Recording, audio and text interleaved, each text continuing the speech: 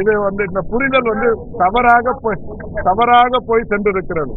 அதாவது யார் சொல்லுது, அதான் அவருக்கு அவருடைய ஆட்சி சாதனைகளை அவர் தெரிந்து வைத்திருக்கவில்லை என்பதை தான் இது தெரிந்திருக்கிறது. என்னன்னா, அம்மா கிளினிக்னு ஒண்ணு இருந்தது, அம்மா மருந்தகம்னு எதுவும் இல்லை. அம்மா உப்பு கடைன்னு வச்சிருந்தாங்க, அம்மா என்னென்ன வச்சிருந்தாங்க, அம்மா உப்பு கடை உரக்கடைன்னு எல்லாம் வச்சிருந்தாங்க, தண்ணி பாட்டில் கடை எல்லாம் வச்சிருந்தாங்க.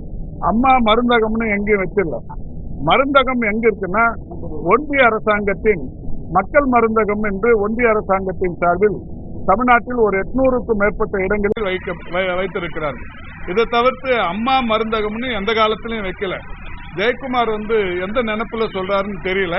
அம்மா கிளினிக்னு இருந்தது. அந்த அம்மா கிளினிக் என்னன்னா, ஒன்றிய அரசாங்கத்தின் நிதி ஆதாரத்தோடு ஒரு வருஷத்துக்கு மட்டுமா அரசாணை பெற்று ஒரே ஒரு மருத்துவர் மட்டுமே நியமனம் பெற்று எங்கெல்லாம் இடம் கிடைக்குதோ அவசர கோலத்தில் அள்ளி தெளித்த கதையா அந்த மருத்துவமனைகளை வைத்தார்கள்.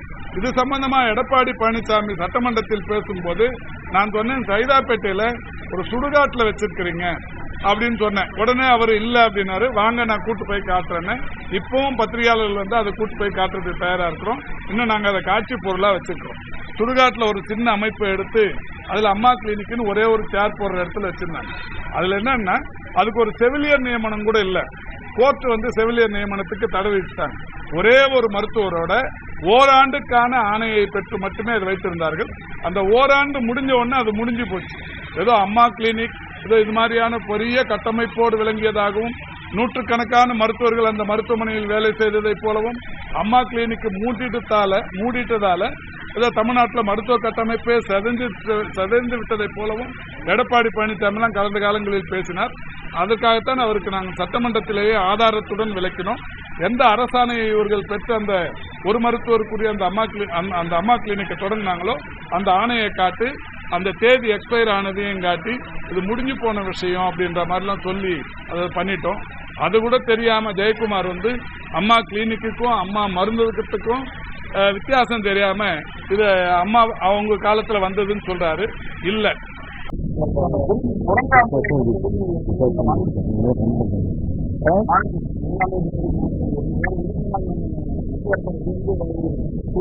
குரங்கு அம்மை என்பது கடந்த 3 நாட்களுக்கு முன்னால் WHO-வின் இயக்குனர் டாக்டர் டெட்ரோஸ் அவர்கள் ஒரு நெருக்கடி நிலையை அறிவித்திருக்கிறார்கள். உலகம் முழுவதும் குரங்கு அம்மை பாதிப்பு இருப்பது என்பது இன்றைக்கு இருப்பதாக சொல்லப்பட்டிருக்கிறது. நேற்றைக்கு முன்தினம் இந்தியாவின் மக்கள் நல்வாழ்வுத்துறை அமைச்சர் மரியாதைக்குரிய நட்டா அவர்கள் ஒரு கூட்டத்தை நடத்தி ஆய்வு செய்து இந்தியாவில் குரங்கு அம்மை பாதிப்பு இல்லை என்றும் அறிவித்திருக்கிறார்கள். இந்த நிலையில் தமிழகத்தில் நேற்றைக்கு அறிவித்தேன், தமிழ்நாட்டில் குரங்கு அம்மை பாதிப்பு என்பது யாருக்கும் இல்லை. அதேபோல் தொடர்ச்சியாக தமிழ்நாட்டில் இருக்கிற சர்வதேச விமான நிலையங்கள், குறிப்பாக சென்னை, கோயம்புத்தூர், மதுரை, திருச்சி, கோவை ஆகிய அனைத்து விமான நிலையங்களிலும் வெளிநாடுகளிலிருந்து வருபவர்களுக்கு தங்களுடைய ஆடைகள் தவிர்த்து தெரிகிற உடல் பகுதிகளில் எங்கேயாவது முகம் போன்ற பகுதிகளில் இந்த அம்மைக்குரிய பாதிப்பு, குரங்கு அம்மைக்குரிய பாதிப்பு இருக்கிறதா என்பதை தொடர்ச்சியாக ஆய்வு செய்கிறார்கள். அங்கே சுகாதார அலுவலர்கள் ஆய்வு செய்ததற்கு பிறகு யாருக்காவது அந்த மாதிரியான பாதிப்பு இருக்குமானால் உடனடியாக அவர்களை மருத்துவமனையில் சேர்க்க வைக்கிற அந்த பொறுப்பையும் மேற்கொண்டு கொண்டிருக்கிறார்கள். அந்த வகையில் அந்த பணி நடைபெற்றுக் கொண்டிருக்கிறது. நாளையோ நாளை மறுநாளோ DPS வெளியூருக்கு சென்றிருக்கிறார். அவர் வந்தவுடன் நான் சென்னை விமான நிலையத்திற்கு சென்று எப்படி ஆய்வு செய்யப்படுகிறது என்பதை நேரில் கண்காணிக்கவிருக்கிறோம். எல்லா விமான நிலையங்களிலும் குரங்கு அம்மை பாதிப்புக்குள்ளானவர்கள் எப்படி வருவார்கள், அவர்களுக்கான பாதிப்புகள் எப்படி இருக்கும், அந்த மாதிரியான ஒரு விளம்பர பலகைகளையும் எப்படி வெளிநாட்டு பயணிகள் அங்கே ஸ்கீம் செய்ய வேண்டும் என்பது குறித்தான ஒரு விழிப்புணர்வு பலகையும் எல்லா விமான நிலையத்திலும் வைக்க சொல்லியிருக்கிறோம். நாளை மறுநாள் நான் நேரடியாக ஆய்வு செய்ய இருக்கிறேன். இல்ல, வயது மூப்பு தான் காரணம் சொன்னாங்க. தொடர்ந்து விசாரித்துக் கொண்டிருக்கிறோம். வயது மூப்பு ஒரு பெரிய காரணம்.